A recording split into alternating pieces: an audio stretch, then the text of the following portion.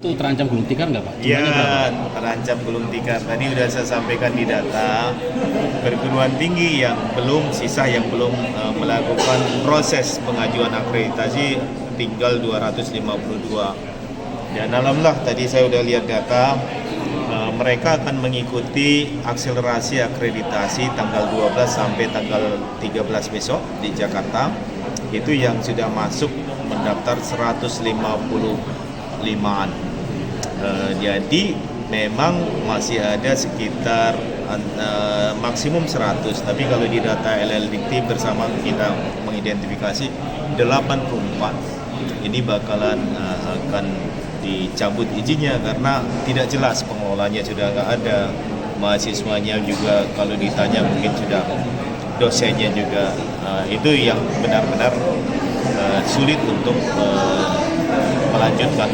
Terus nasibnya gimana Pak? Mereka Pak, mahasiswa dan dosennya itu? Kan di situ disebutkan pemerintah akan memindahkan mahasiswa tersebut. Bisa saja kalau ke Universitas Ahmad Dahlan siap menerima, ke UI siap. Dosennya pun nanti kalau dosennya memenuhi kualifikasi pasti banyak yang merebut. Jadi dosen ini bukan sekedar punya ijazah, punya kompetensi enggak. Kalau dia sudah profilnya bagus, kerja dimanapun dicari-cari, bahkan di dunia. Masalahnya kalau dosen hanya mengatakan dosen tapi dicari di Google aja nggak ada namanya, itu ya susah. Universitas Ahmad Dahlan pasti juga wah ini bukan kualifikasi kami itu. Jadi memang yang dikejar ke depan lulusan kita juga lulusan yang punya kompetensi, bukan sekedar ijazah. Punya ijazah nggak bisa apapun. Siapa yang mau merekrut kerja atau mencari membuat pekerjaan pun nggak bisa ya. Ya. Nah, Jogja Aman ini nggak ada. Jogja Aman. Jogja itu contoh terbaik. Ini pangkalemnya. Jogja itu contoh. Ini saya dulu. Jogja itu aman. Judulnya di koran Jogja Aman. Justru yang banyak nanti di wilayah Jawa Barat, di wilayah Jakarta, di wilayah kalau yang Sumatera satu ya. Tapi ini yang satu juga minta tambahan ada 50, hanya saya kalau besok ditambahkan 50 kita nggak punya anggaran tuh Pak. Anggarannya udah juga. Jadi makanya mereka berbondong-bondong wilayah Sumatera dan wilayah timur ada sedikit. Mandiri ya Prof ya. Ini kita minta mandiri aja dari LLDikti 1. Jadi itu yang terancam ditutup, dicabut izinnya, tapi pemerintah akan memfasilitasi mahasiswanya rasanya bisa dipindahkan ke perguruan tinggi lainnya. Iya, saya pikir itu. Terima kasih Terima Bapak. kasih. Tidak mampu membiayai pagi tadi dari Proviko juga Pak Dino. Pak, perguruan tinggi kami prodinya masing-masing mahasiswanya 19. Kami disuruh akreditasi, biaya aja tak ada Pak. Langsung kami minta keringanan dibiayai loh, bukan beban PT, minta aja. Bayangkan, uangnya nggak ada. Apalagi untuk menyusun borang nggak ada uangnya Pak. Kok berdiri ya perguruan tinggi? Udah dilebur aja, nggak mau Pak. Kenapa nggak mau dilebur? Karena nggak akan jadi raja lagi. Walaupun kecil yang penting raja, bisa duduk bareng Prof. Gunawan. Saya juga universitas rektor loh, mahasiswanya berapa? 50. Tapi kan nggak pernah nanya kan? Itu mungkin yang menyebabkan tidak mau bergabung masalah ini. Jadi banyak PT tidak memiliki data yang cukup untuk pelaksanaan prosedur penjaminan mutu. Bahkan ada yang bilang, Pak kami nggak bisa akreditasi, kenapa? Dosennya kurang Pak. Dosennya pagi siang sore, pagi ngajar, sore sudah nggak ngajar lagi Pak. Karena dosennya bukan dosen tetap. Ini. Kemudian budaya mutu juga belum terbentuk dengan baik, dan kesenjangan.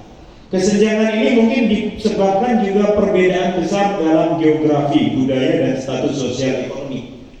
Ada di wilayah yang ekonominya itu susah, budaya mutunya belum ada. Orang Jawa dibanding dengan teman-teman timur, orang Papua, budaya mutunya kan beda.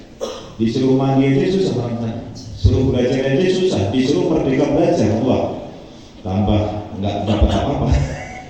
Itu kan ada faktor itu, sehingga seharusnya standar itu memang sesuai kebutuhan sebenarnya. Memang kita belum ke sana, tapi ke depan harusnya ada standar. Nggak perlu perguruan tinggi di pasar, bersaing global. Enggak, untuk daerah aja, bangun daerah itu harusnya itu tetap diapresiasi dan standarnya akan beda. Kalau untuk UMY ya nggak mungkin lah, dia udah go global gitu kan, itu harus dikelompokkan yang berbeda. Lanjut, ini Bapak Ibu bukti nyatanya ini. Meskipun data ini bergerak terus karena data di PDDikti berubah-ubah terus. Kenapa berubah? Yang tutup dihilangkan terus. Ini data di bulan Juni.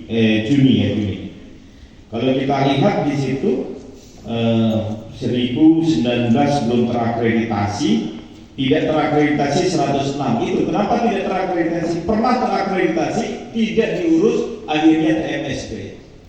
Jadi itu mungkin nggak punya dana lagi, mahasiswanya turun, tidak terakreditasi. Kalau yang 1019 itu memang belum terakreditasi. Ini yang kalau kita lihat yang unggul itu hari ini 109. Jadi sedikit sekali memang. Jadi perguruan tinggi unggul itu elit sebenarnya.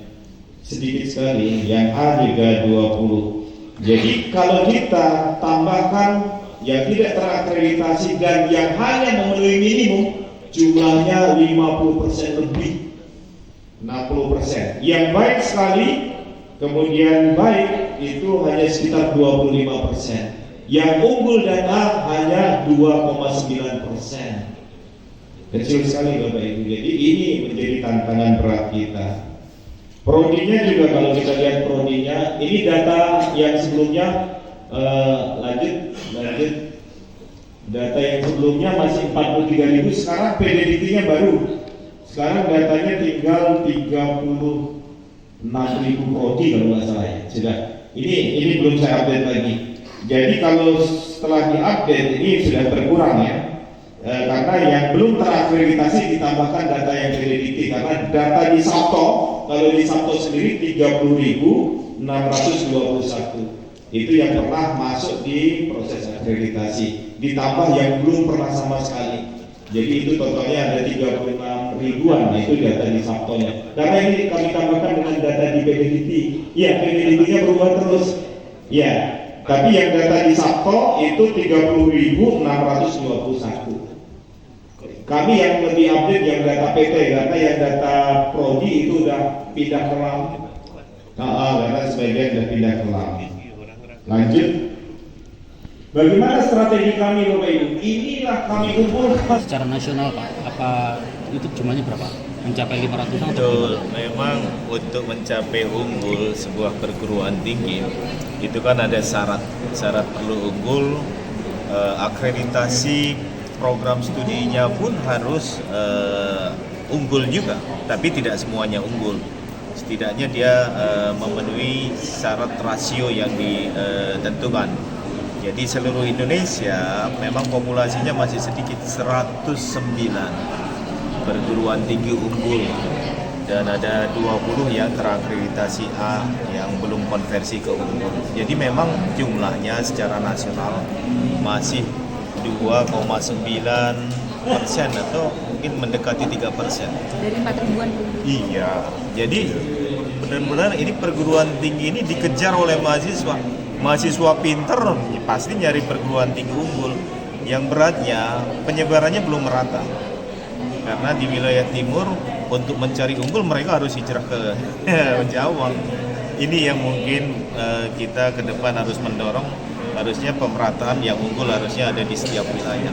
Tapi memang untuk menjadi unggul, memang tadi Pak Kalem menyampaikan, kita harus guyup, sama-sama saling membantu. Yang belum unggul dibantu. Kalau dosennya kurang berarti dia harus belajar dari dosen yang unggul, atau dosen yang unggul siap memberikan ilmu.